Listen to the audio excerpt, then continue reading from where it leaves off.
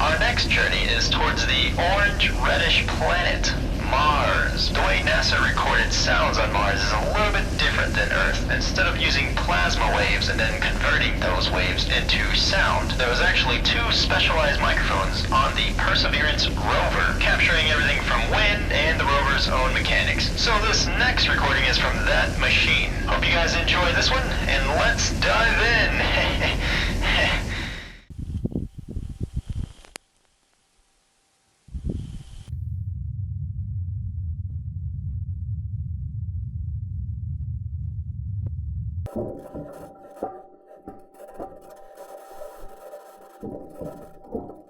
Okay, so here is the original recording from the Perseverance rover that was on Mars, and I have the audio split in three parts here because there was like three different parts of the audio. I think the first one was like a desert storm, the second one was like a helicopter or drone flying, and then the third one was the rover driving over some terrain.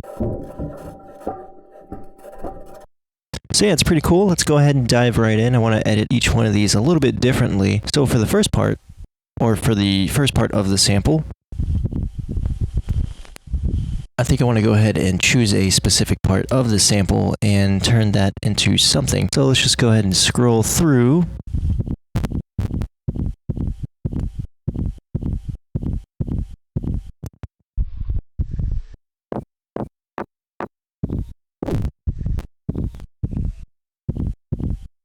And I think I'm just going to go ahead and distort that. Probably add some reverb on that as well. I kind of want to turn this into an impact, so I think that's what I'm going to do. Probably distort it a whole lot and then turn down the output. And let's go ahead and throw an auto filter on this. Turn up the res by quite a bit. Show in automation, do something like this.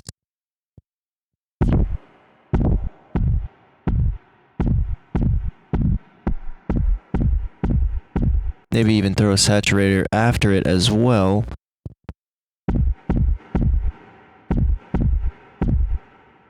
And then why not? Let's go ahead and put a frequency shifter on this.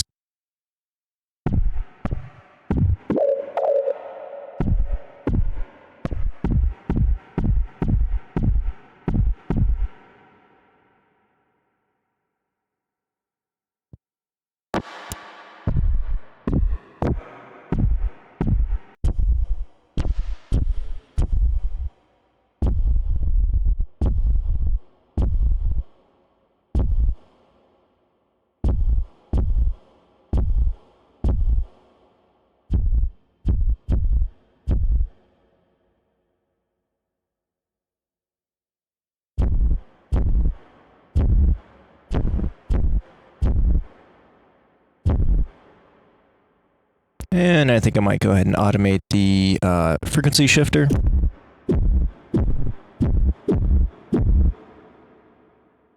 Probably add a curve to it as well.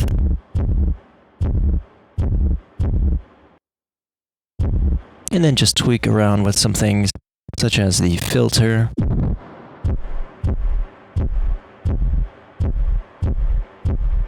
Yeah, I really like the low rumbling of that sound. I feel like we can make a good impact with that. Oh yeah.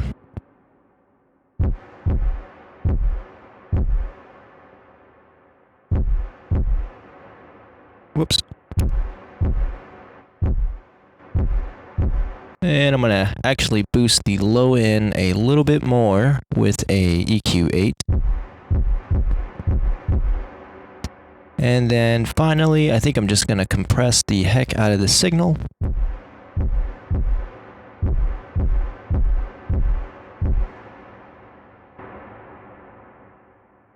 Do something like this. Alright, nice.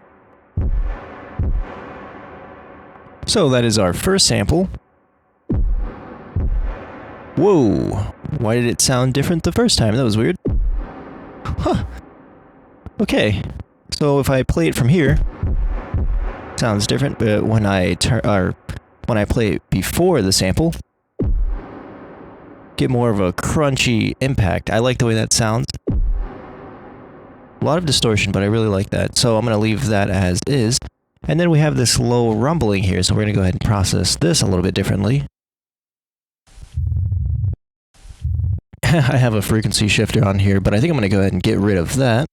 Since this is just like a low, tumbling, atmospheric kind of sound. Well, actually, yeah, I want to turn it into an atmospheric kind of sound. So I'm going to go ahead and throw a snap heap on here.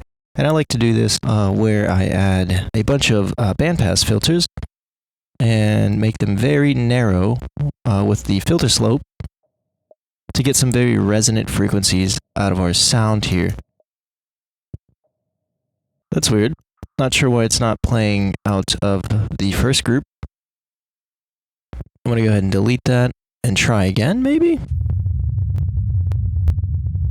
Oh, I see, I see. It's because all the frequencies were in the low end. So they kind of pitch up the sound. Add another filter here, or another bandpass filter, and pitch it up with a frequency shifter. And why not? I think I might add a distortion to add some more harmonics to this. Make the bandpass filter very narrow.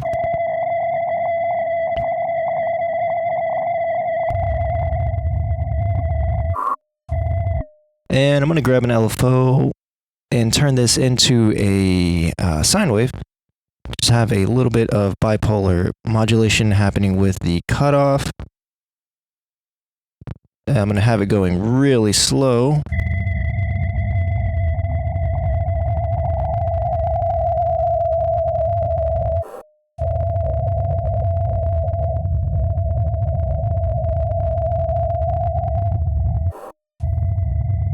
Very resonant. I'm going to go ahead and add another filter and turn that into a bandpass again, make it very narrow, modulate the cutoff, and add a frequency shifter to pitch it up a little bit and add some more harmonics with a distortion again. This is going to be very loud, so I'm going to go ahead and turn this down as well. Just to kind of make it sound very eerie. I like the way that sounds. And I think at the end of the chain here, I am going to do another snap heap and do parallel processing with a convolver, do my favorite impulse response, which is the First Baptist sound.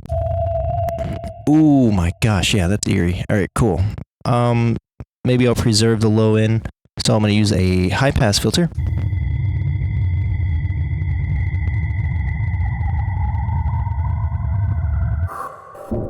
Ooh, whoops. Sheesh. Okay, yeah, these are getting really loud. So let's go ahead and turn this down, turn this down.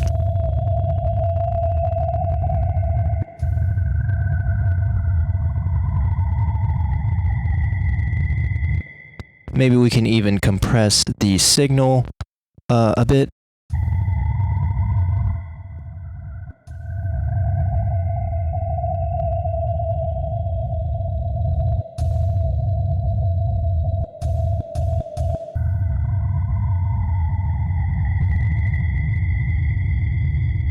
And should we add another one? Yeah, why not? Let's do it. Screw it.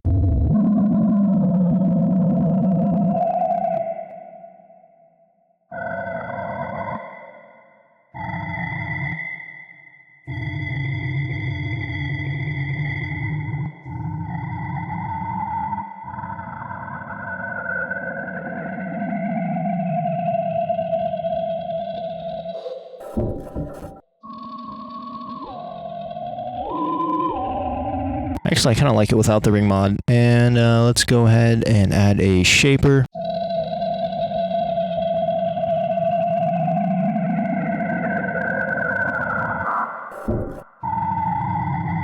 There is our second sample. We went ahead and added some parallel processing with a filter, some distortion to add harmonics, and a frequency shifter. Wait, hold on. So first we added a frequency shifter to pitch up the sound, and then we added distortion to add harmonics, and then a filter to shape the sound. And then finally a shaper and a dynamics to compress the sound, and then parallel processing with a convolver to get some reverb,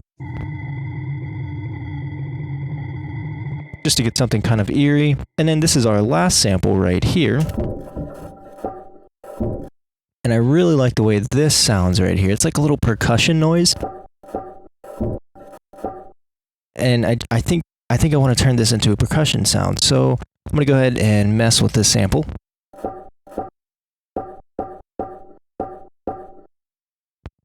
Oh yeah, and we already have a frequency shifter on here, so I'm going to go ahead and mess with that.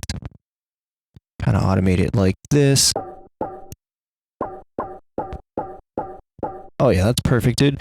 And then some distortion. Of course, we love distortion. Add some drive to that bad boy all the way up. Oh yeah, dude. Dude, that's making me go wild. Let me get a sip of this sweet tea real quick. Hopefully I didn't just drink any ants. Okay, so this sounds pretty good. I think I'm going to shape it some more with an EQ8. And maybe I want to bring out the sub. What am I talking about? There is no sub. You know what? Let's go full-blown Skrillex with this thing. And, you know, I think Roar does a pretty good job at this. I want to add some distortion to the low end, so I'm going to go ahead and increase the amount with Roar, Ableton's audio effect.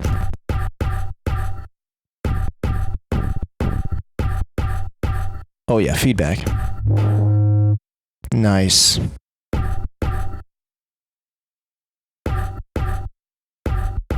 And maybe I want to add some OTT to this.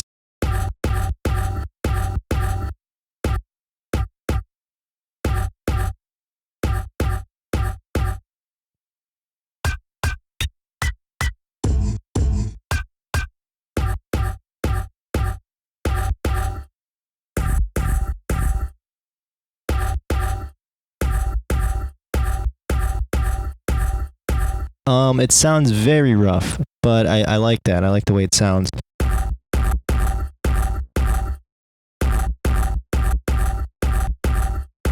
Let's go ahead and add a compressor. Very fast release.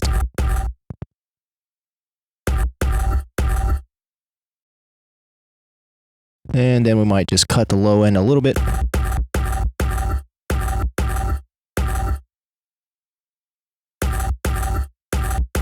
And why not?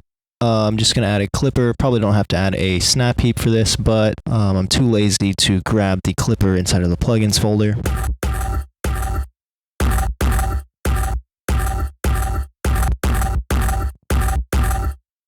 Oh, dude. That, with like a recording, if we go ahead and resample this, this would be like the perfect percussion sample. Let's go ahead and pitch it up. And it doesn't even have, like, it can also be a effects.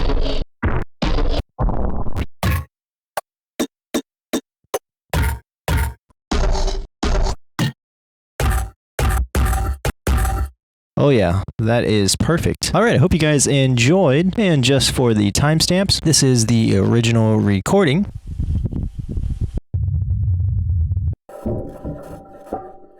And then we went ahead and turned that separated these samples and processed them separately. So for the first part of the recording, we got this sound. A sort of impact. For the second part of the sample, we got an eerie sample.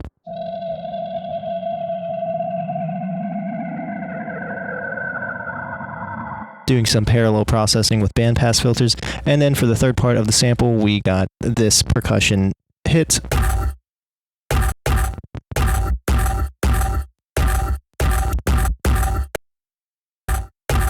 But yeah, I hope you guys enjoyed, and I will see you in the next one. Adios.